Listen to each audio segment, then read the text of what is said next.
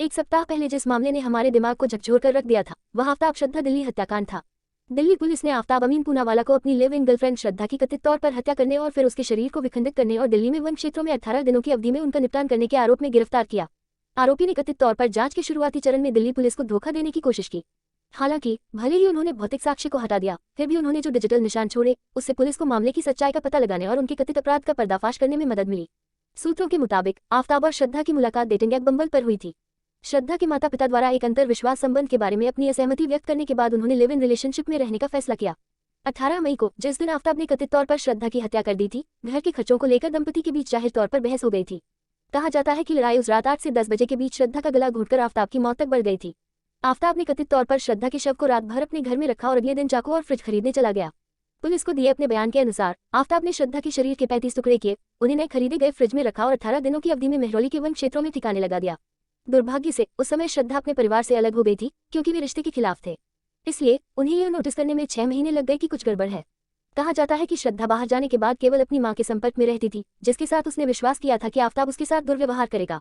श्रद्धा के दोस्तों ने भी दावा किया है कि आफ्ताब उनके साथ मारपीट करता था। हत्या के बाद आफ्ताब के कथित मानसिक व्यवहार के बारे में और जानकारी ने लोगों को झकझोर कर रख दिया है। 18 मई 2022 को श्रद्धा की हत्या करने से एक सप्ताह से अधिक समय पहले मैंने श्रद्धा को मारने का मन बना लिया था। उस दिन भी हमारा झगड़ा हुआ था। मैंने उसे मारने की ठान ली थी, लेकिन अचानक वह भावुक हो गई और रोने लगी, इसलिए मैं बाद में पीछे हट गया। कथित तौर पर हत्या करने के बाद आफ्ताब कथित तौर पर जोमेटो या अन्य ऑनलाइन फूड डिलीवरी ऐप के माध्यम से अक्सर ऑर्डर करता था, लेकिन वह हमेशा 2 लोगों के लिए ऑर्डर करता था। उसने कथित तौर पर चीनी, चाय पत्ती और दूध खरीदने के बजाय चाय पॉइंट जैसी जगहों से रेडीमेड चाय मंगवाए। यह उसने कथित तौर पर किसी बाहरी संपर्क को कम करने के लिए किया था। आफ्ताब ने पुलिस को बताया कि श्रद्धा को मारने के बाद उसके शरीर के टुकड़े करने में उसे 10 घंटे लग गए। जब तक उसने उसके शरीर को काटा तब तक वह काफी थक चुका था। उन्होंने एक ब्रेक लिया। अपराध शुरू करने से पहले उसने बियर पी और सिगरेट पी। इन सब के बाद उन्होंने नहाया, जोमेटो से डिनर ऑर्डर किया और उस रात नेटफ्लिक्स पर एक फिल्म देखी। हालांकि आफ्ताब ने स्पष्ट रूप से भौतिक साक्ष्यों को समाप्त करने के बारे में सोचा, लेकिन वह डिजिटल साक्ष्यों को स्पष्ट करने में विफल रहा।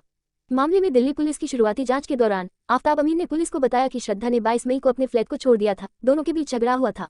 इसके बाद उन्होंने कहा कि श्रद्धा ने अपना सारा सामान अपने फ्लैट में छोड़ दिया था और जाते समय केवल अपना फोन ले गई थी। उन्होंने आगे दावा किया कि तब से दोनों संपर्क में नहीं आए, एक मीडिया हाउस ने पुलिस सूत्रों के हवाले से बताया। हालांकि आफ्ताब और श्रद्धा के फोन कॉल रिकॉर्ड की जांच और उनके ठिकानों की जांच करते हुए पुलिस ने सच्चाई का पर्दाफाश किया। पुलिस ने श्रद्धा और आफ्ताब दोनों का बैंक स्टेटमेंट प्राप्त किया, जिसमें श्रद्धा के नेट बैंकिंग अकाउंट ऐप से आफ्ताब के खाते में 54,000 रुपये का लेनदेन दिखाया गया था। 26 मई को खाता उक्त लेनदेन ने आफ्ताब के झूठ का पर्दाफाश किया, जिसमें उन्होंने पहले कहा था कि श्रद्धा 22 मई के बाद अगम्य थी और वह उनके संपर्क में नहीं थे। ट्रेस करने पर 26 मई के बैंक लेनदेन का स्थान मेहरौली थाना क्षेत्र का निकला, जिससे पुलिस ने आफ्ताब से पूछताछ की कि क्या श्रद्धा ने जाते समय अपना फोन ले लिया और इसका पता उसके फ्लैट से कैसे लगाया जा सकता है। इस पर आफ्ताब के पास कोई जवाब नहीं था और आखिरकार पुलिस द्वारा आगे की पूछताछ के बाद उसने अपना अपराध कबूल कर लिया। मुझे अपराध पर वेब श्रृंखला और धारावाहिक देखने का शौक है और इन शो को देखने के दौरान ही मुझे शरीर के अंगों को संरक्षित करने और श्रद्धा को उनके परिवार और दोस्तों की नजरों में जीवित रखने के विचार आए। उसके ठिकाने के बारे में किसी भी संदेह को दूर करने के लिए मैं हत्या के बाद श्रद्धा के इंस्टाग्राम प्रोफाइल पर पोस्ट करता रहा। मैंने यह सब अपने आप किया, आरोपी ने दिल्ली पुलिस को बताया। उसने स्पष्ट रूप से यह भी खुलासा किया कि वह डेक्स्टर जैसी वेब श्रृंखला से प्रेरित था, जिसने उसे अपने शरीर का निपटान करने के बारे में विचार दिया। पुलिस सूत्रों के अनुसार आरोपियों ने पहले उसके लीवर और हाथों को कीमा बनाकर नष्ट कर दिया।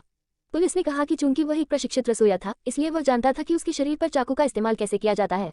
सूत्रों ने कहा कि जिगर और हाथों को छतरपुर और मेहरौली के पास के वन क्षेत्र में निपटाया गया था।